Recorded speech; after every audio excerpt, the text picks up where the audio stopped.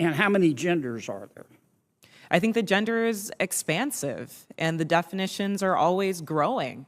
Today I can tell you, I talk to young people that talk about non-binary as... More than 5? I think the gender is not a binary is what I'm trying to say. Are there more than 5 genders? I'm just trying to understand. Are there more than 5 genders? Well, I think that there was a time where women wearing pants didn't feel like it was appropriate for their gender, and yet I'm wearing pants today. I think that there are ways that we express our gender that are expansive. Are there more than 5? I wouldn't subject myself to naming how many genders there are, but what I can say is that gender is a reflection. Excuse me? There's an infinite number of genders?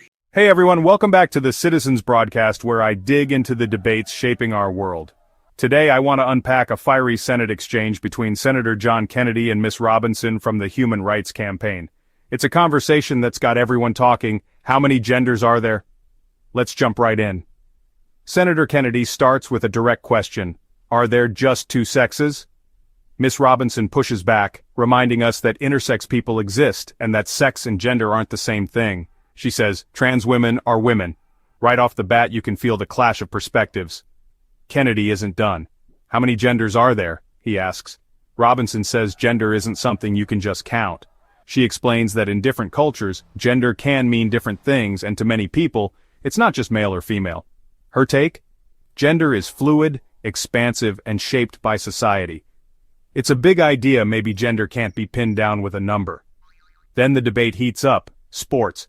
Kennedy wants to know if biological males have an advantage in women's sports. Robinson says it's not so simple. Sure, biology matters, but so do individual differences. She points out that some women can beat some men, even in elite sports. Kennedy isn't buying it. He brings up Serena Williams losing to a lower-ranked male tennis player, arguing that biology can't be ignored in fairness. The tension peaks when Kennedy says, if you won't concede that, I start questioning everything else you've said. But Robinson stands firm, saying trans women deserve to compete as women, and her identity isn't threatened by anyone else's.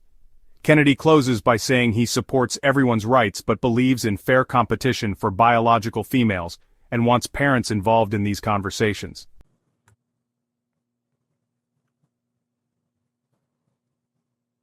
Senator Kennedy. Thank you, Mr. Chairman, and thanks to all of our witnesses here today. Ms. Robinson, I want to follow up by trying to understand your answer to one of Senator Cruz's questions, and this is really a question, not a suggestion. Do I understand your position to be that there are 2 sexes, but there can be more than 2 genders? I wouldn't even say 2, and we've got Dr. Lopez here as well, but there's also the definition of intersex. I think that often in these conversations we're conflating sex and gender, and I do want to affirm here that trans women are women. That is their gender. Okay, but I'm trying to understand, do you make a distinction between sex and gender? Yes, sir. Okay, explain that. Do you think there are more than 2 sexes? I believe that there's a definition for intersex as well that I want to acknowledge. But sex is assigned at birth. I'm just trying to understand. I'm thoroughly confused. So you're born, I'm talking about biology, male, female, and what else? I believe that intersex is also acknowledged, but again, I'm not a doctor here. What I can say, what does intersex mean? Is that there's a difference between sex and gender, and I think in these conversations we're conflating the 2. Well, but I want to start with sex. Okay, there's male, there's female. When a baby's born, before the baby has had time to even have a sense of self, there's male, female, and intersex. There's a third sex. I believe that is true, but I would defer to Dr. Lopez as I'm not a physician. Okay. And how many genders are there? I think the gender is expansive, and the definitions are always growing. Today I can tell you, I talk to young people that talk about non-binary as... More than 5? I think the gender is not a binary is what I'm trying to say. Are there more than 5 genders? I'm just trying to understand. Are there more than 5 genders?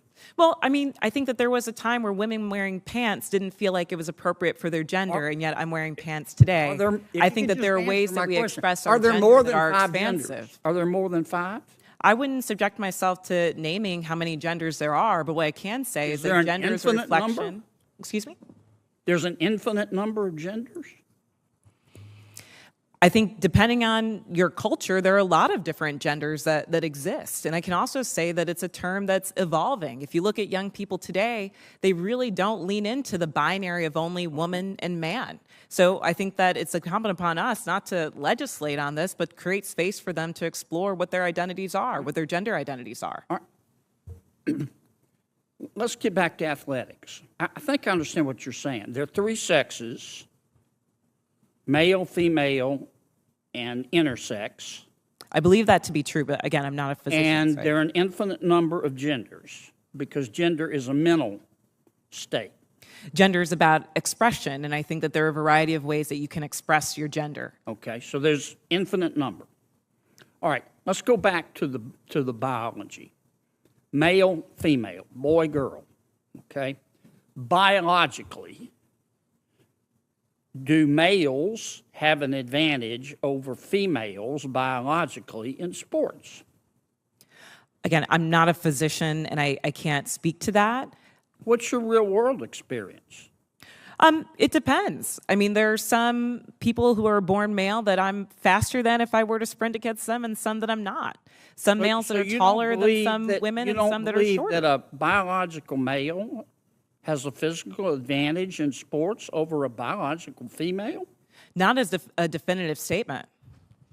Give me an example. Well, no, I don't think.